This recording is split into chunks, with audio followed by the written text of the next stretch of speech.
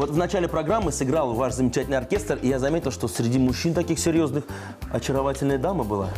Да. Как так? Почему, во-первых, одна, и откуда она появилась, и вот чья эта идея была, или так должно быть? Ну, по ГОСТу.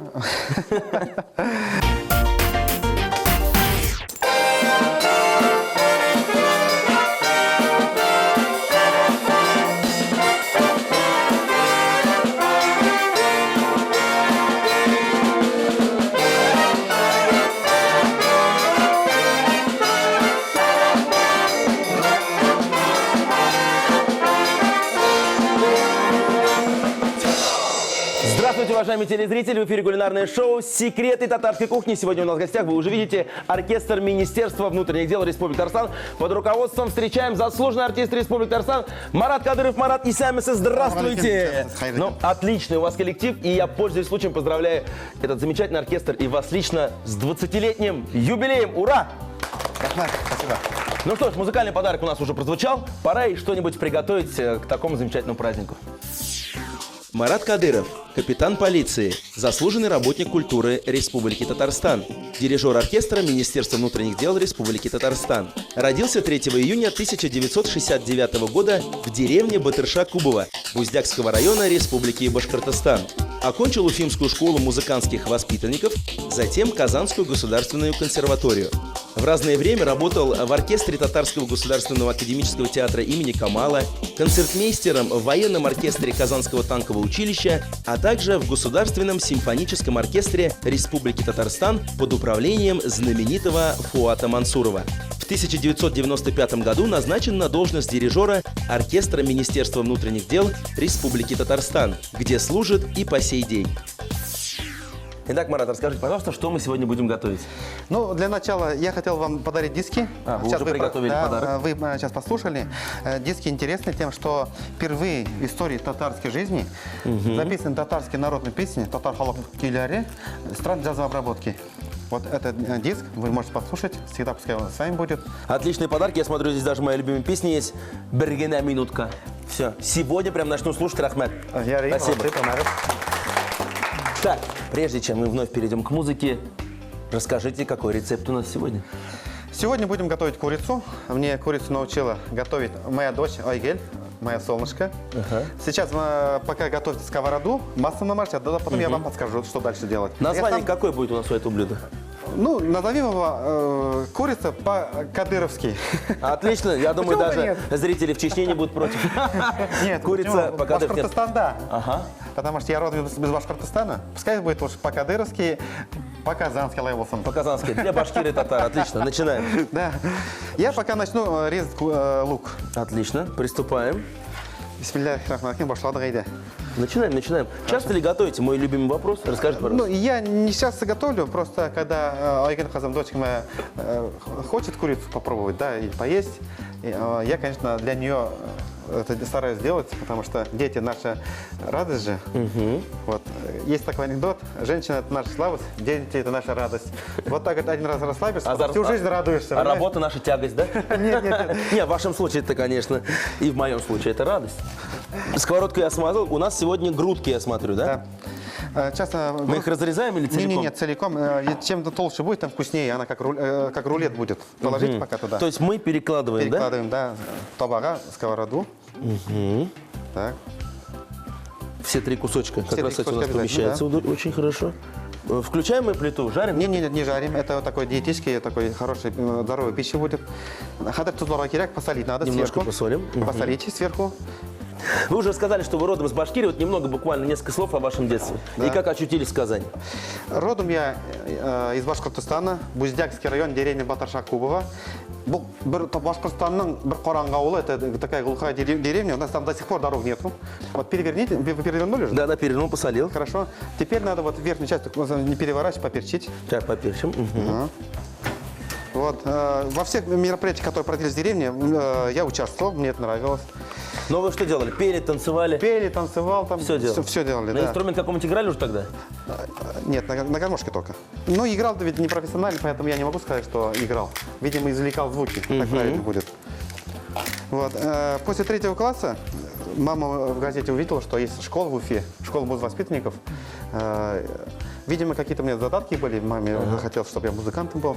И повезли меня в школу музыки. То есть родители, наоборот, способствовали тому, чтобы вы стали музыкантом? Да. После конкурса, там был конкурс хороший, вот после конкурса меня взяли в эту школу. Это единственная школа была, которая готовила военных музыкантов и военных дирижеров. А чем отличается военный музыкант от обычного? Ну, во-первых, дисциплина, наверное. В этом в мире бардака, хаоса, да, это был островок дисциплины и порядка, наверное. Взяли меня по классу тромбона. Я, естественно, вот начал заниматься, и уже после 7 класса я уже понял, что я хочу быть музыкантом. Все. Вот, да, потому что там выступления, гастроли. Это пока один раз попав на сцену, когда получил аплодисменты в свой адрес, конечно, это все зажигает. И это уже на всю жизнь. И это уже, видимо, на всю жизнь, да.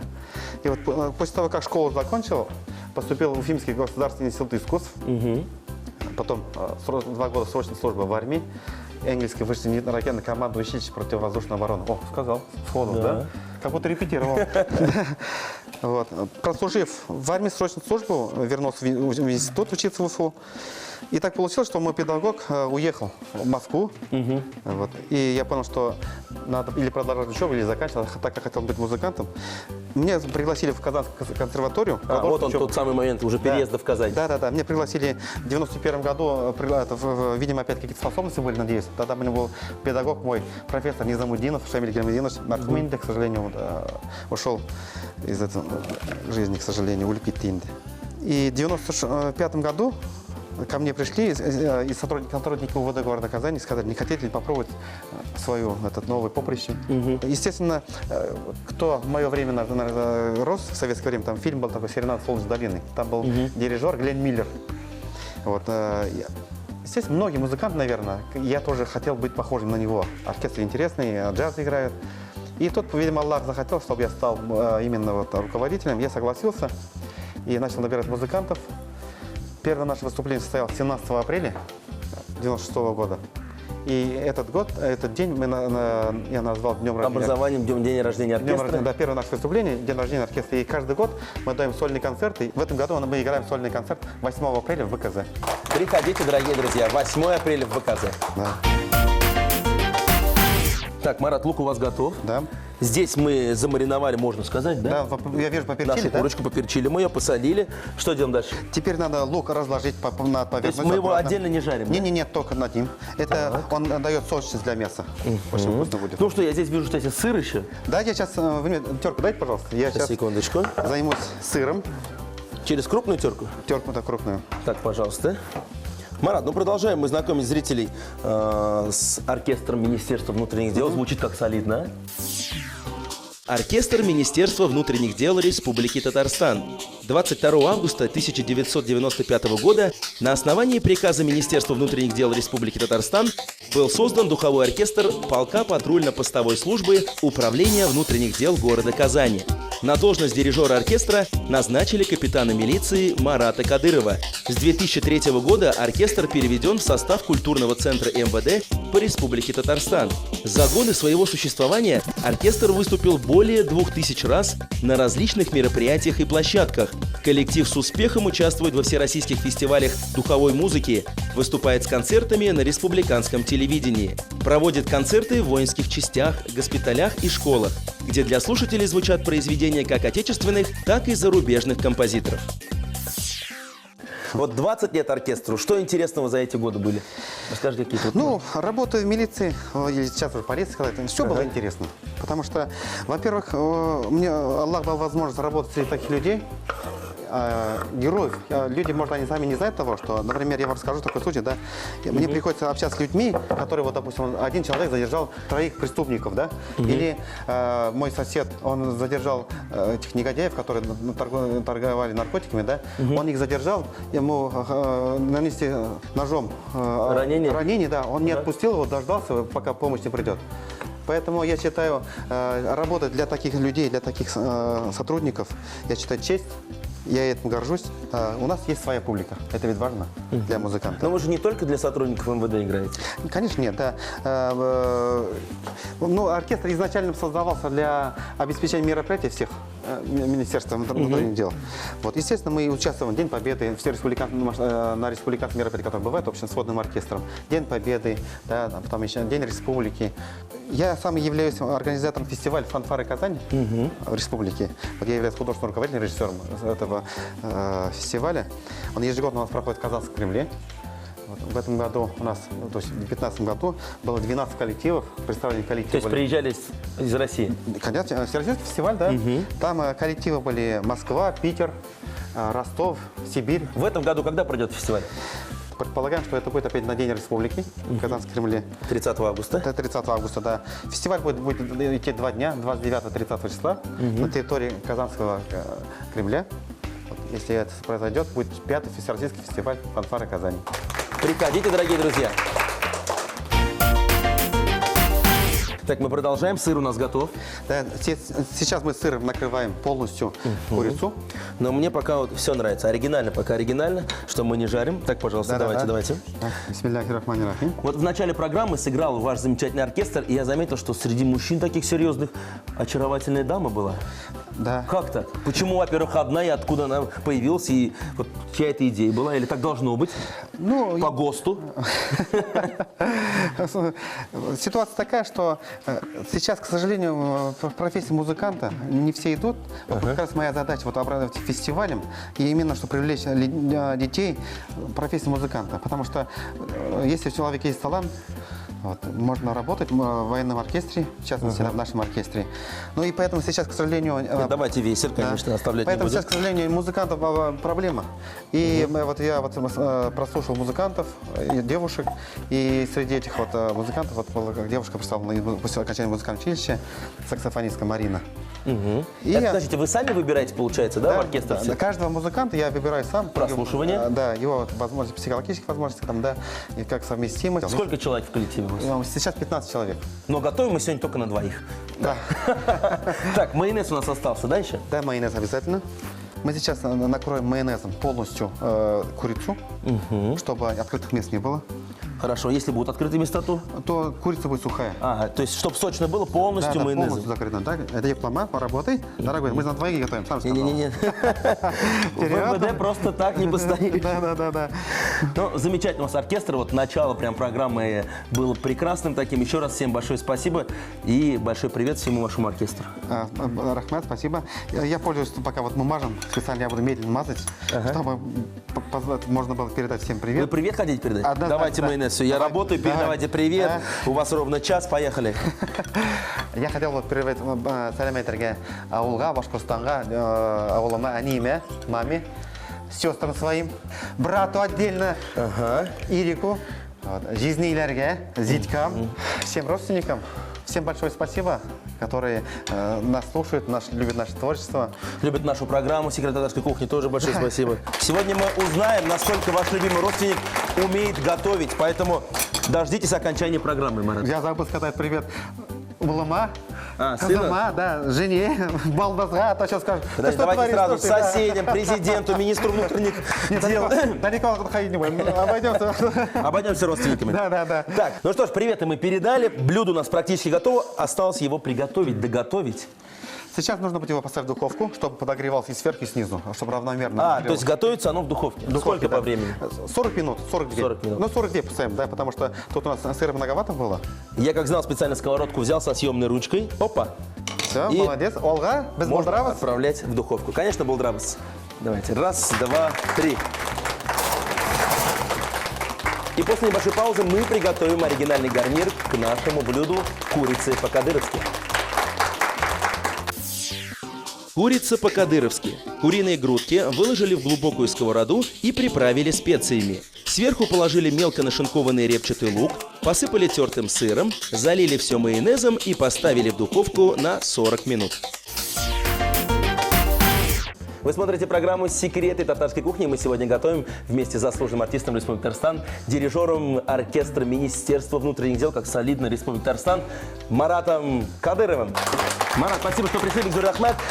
У Марата был рецепт приготовления вкусной курицы. Мы ее так назвали, курица по-кадыровски. Она уже в духовке, примерно 40 минут она готовится. Да. А сейчас я вас научу и покажу, как готовить вкусный оригинальный гарнир. Называется «Дыгабелян Токмаш». О, интересно. Ошесен кильсе аузугнош. Да, Там да, да. продолжение в стихотворной форме. Для этого мы используем мелкую вермишель и рис. Не пропаренный, обычно такой рис. Мы его заранее промыли. И что мы делаем? Включаем плиту. Так, на этой сковородке мы будем обжаривать рис. Пожалуйста, вот это масло все можно сюда переложить. А здесь, без добавления никакого масла, мы обжариваем вермишель, наш токмаш. Хорошо. Вот такой оригинальный рецепт. Зульфия келин кора, ничек писарга керек. Да, смотрите, Учись. смотрите, друзья, учитесь. Да. Так. Продолжаем рассказывать нашим зрителям интересные факты про ваш оркестр. И один из вопросов, откуда берете инструмент? Инструмент, я смотрю, новый, качественный. Да, комплект инструмента Yamaha нам 5 лет назад купил наше руководство МВД. И очень хорошие инструменты. Совершенно другое звучание оркестра теперь. Подождите, 5 лет назад купили, а до этого 15 на чем играли? Ну, там были инструменты свои. Ага. Потому что для хорошего звучания оркестра должны быть одного производства. А, да, то есть все одного производителя. Желательно, да. Потому что тембр будет своеобразный, красивый. И вот наши инструменты новые, интересные и совершенно другое звучание. Марат, пока мы все это обжарим, я предлагаю еще раз послушать эти замечательные инструменты и ваш оркестр, если вы не против. Хорошо? Вот мы сейчас для вас исполним песню «Эх, сіз мотор қызлар».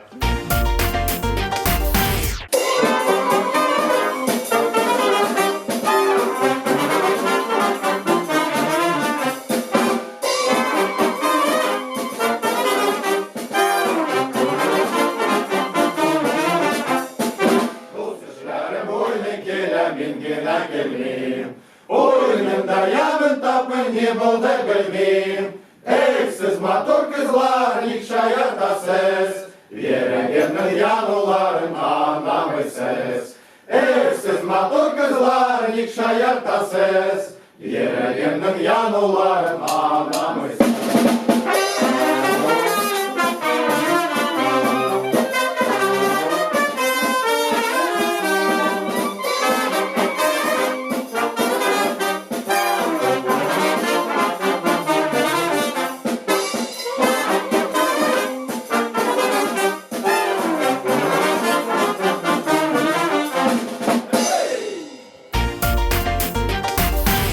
Марат, большое спасибо за эту композицию. Прям настроение еще больше поднялось у наших зрителей и у меня лично.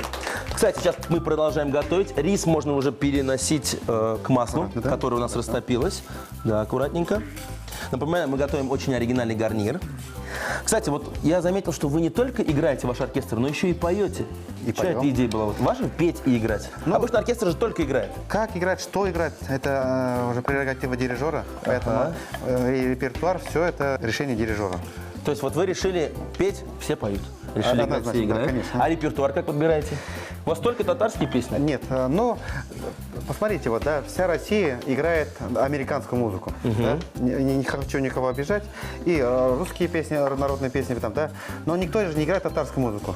Поэтому я считаю, мне как татарину это обидно, поэтому я считаю, что моя обязанность что мы должны играть татарскую песню, татарскую народную песню. Поэтому на нашем репертуаре очень много татарской музыки. Вот, кстати, вермишель наш токмач получился вот такого темно-коричневого цвета, и на этом мы его уже пока отложим. Отложим, да. Ну и вот сейчас как раз рис у нас получился таким прозрачным, и чтобы он до конца доготовился, мы добавляем туда водички. Так, на глаз. Бисмиллахир-рахманир-рахим. Вот так вот все у нас здесь шипит, кипит, но самое главное, что в конце будет очень даже вкусно. Ну, Килин, держись теперь. Я тебя буду учить, как рис готовить. Так, ну сейчас мы выпариваем воду, потом мы добавим туда наш токмач. Ну а пока продолжаем беседу. Кто делает обработки для вашей композиции, для оркестра? Ну, обработки делаю я, кое-что сам делаю, кое-что прошу, или из интернета беру. Но татарские, конечно, произведения приходится больше самому делать. Марат, я читал историю вашего оркестра, да, и такой факт там интересный есть, что у вас очень много гастролей. Чуть ли не каждый год. И по странам СНГ, и даже за границей были. Ну, мы вот выступали во Франции в 2000 году, дали 17 концертов в городах Франции. 17 концертов? Да, 17 концертов дали. Вот, соответственно, выступаем не только в республике. Наверное, мало районов в Татарстане, где мы не были.